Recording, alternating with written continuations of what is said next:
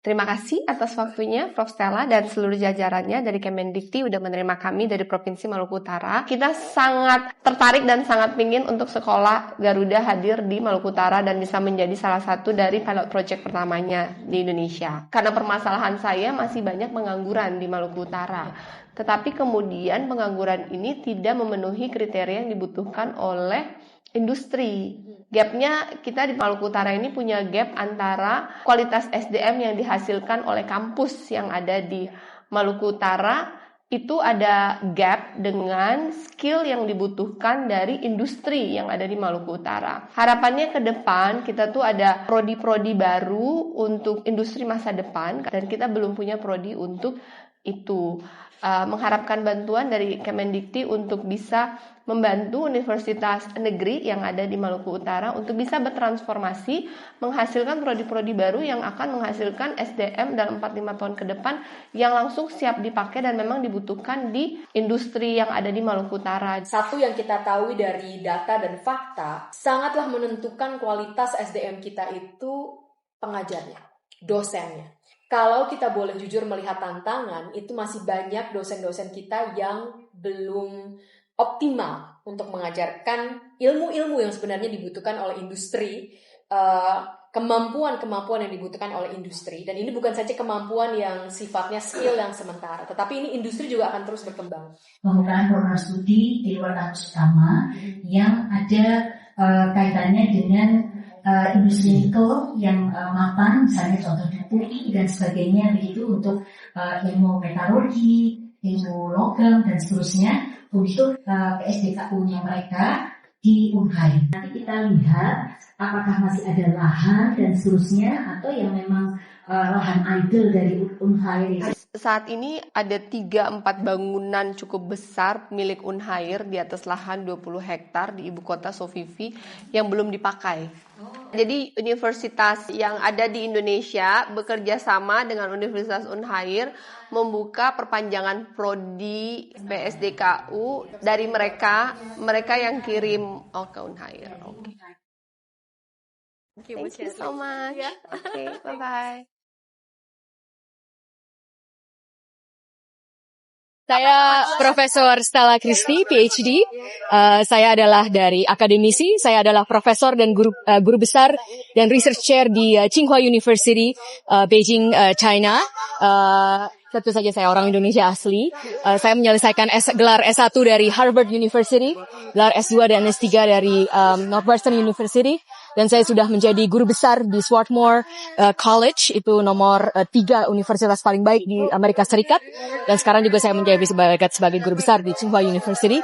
Saya adalah ilmuwan bidang cognitive science. Cognitive science adalah mempelajari tentang bagaimana kita berpikir, jadi tentang otak dan tentang cara pikiran yang memasukkan manusia dan juga hewan dan juga artificial intelligence. Jadi ilmu saya adalah interdisiplinari. Sekian perkenalan. Itu nanti silakan Pak Prabowo yang akan bicara langsung. Sesuai dengan background-nya. Tapi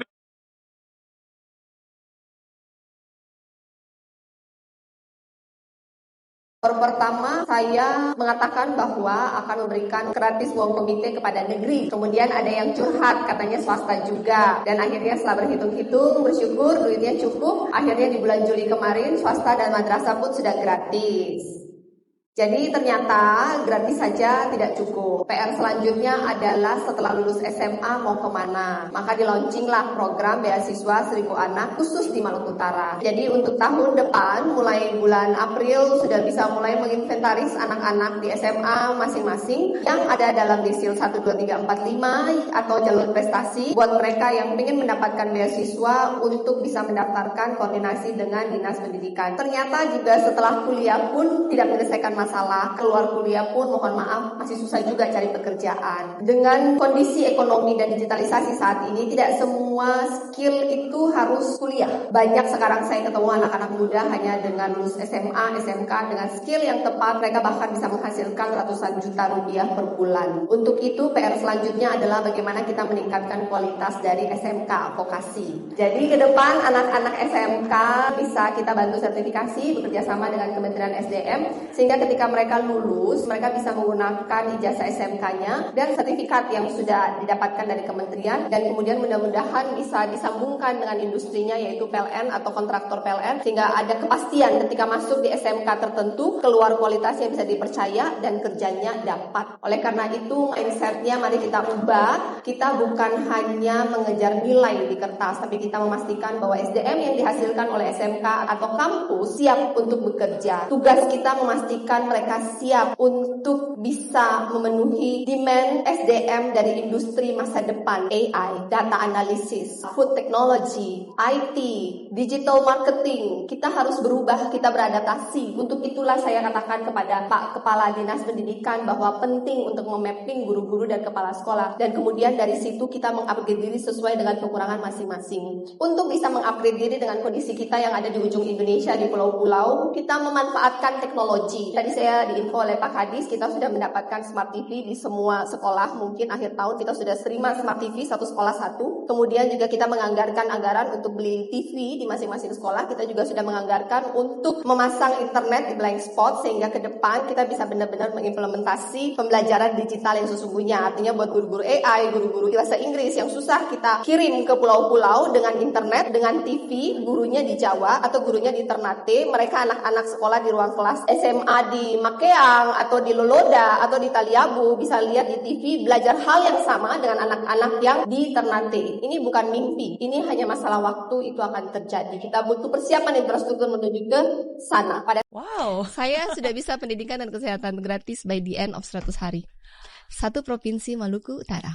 pendidikan gratis. Iya, kan sebenarnya provinsi cuma menanggung SMA. Iya. Jadi SMA itu kan pada dasarnya sudah gratis melalui BOSP, dana dari pusat. Tapi kemudian kan di semua SMA itu biasanya namanya uang komite. Uang komite dari 400-an SMA di Maluku Utara, pemerintah provinsi Maluku Utara yang bayar mulai bulan April kemarin. Dan untuk kuliah, saya akhir bulan ini akan tanda tangan MOU beasiswa untuk S1 tapi di dalam Maluku Utara. Dan ternyata program dari Kemendikti itu buat mahasiswa yang prasejahtera, bilangnya Dikti 1, 2, 3, ternyata itu emang udah gratis.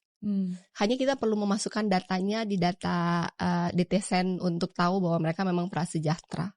Jadi untuk pendidikan kurang lebih biayanya udah beres. Hai, Shirley Laos, Gubernur Maluku Utara, melakukan revolusi sunyi. Tidak hanya membawa gagasan, tetapi juga keberanian mengeksekusi. Dalam 100 hari, sistem bergerak menyapu bersih sumber pencemaran, memberikan pendidikan dan kesehatan gratis. Sungguh langkah seorang pejabat publik menyelesaikan pekerjaan, bukan hanya sekedar berbicara dan menjanjikan. Program pendidikan konkret yang membebaskan biaya komite di 400 SMA negeri, menggulirkan beasiswa kuliah S1 bagi mahasiswa prasejahtera. Di sektor kesehatan, Shirley menggugurkan prosedur administratif yang mengakibatkan pelayanan tertunda. Shirley Laos, perempuan, pemimpin, dan pemecah masalah, mengatakan bahwa yang kerap menghalangi kemajuan bukan kekurangan, tapi ketakutan untuk berubah. Wow, this is what how about you?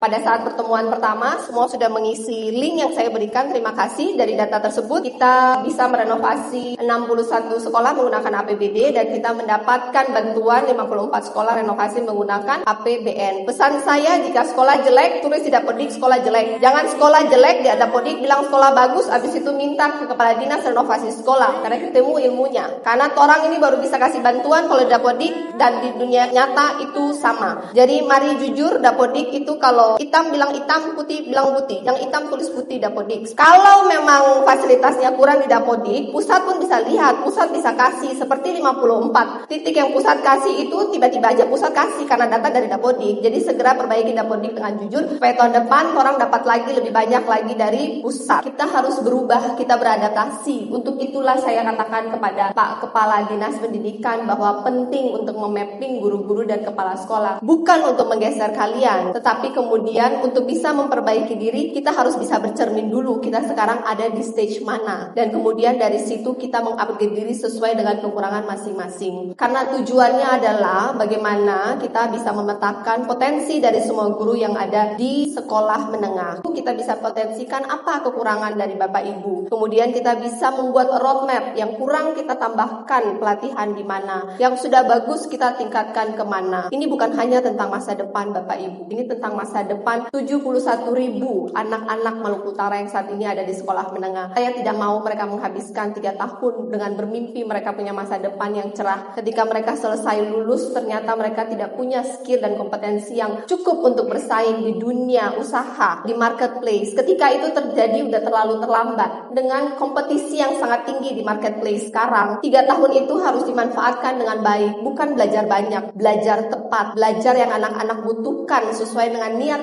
minat, dan bakatnya. Belajar tepat apa yang dibutuhkan oleh industri, sehingga ketika mereka lulus, mereka punya skill yang dibutuhkan oleh marketplace yang bisa ditukar dengan nilai ekonomi yang bisa memberikan kesejahteraan bagi keluarganya. Tak ada yang tak mungkin ku pasti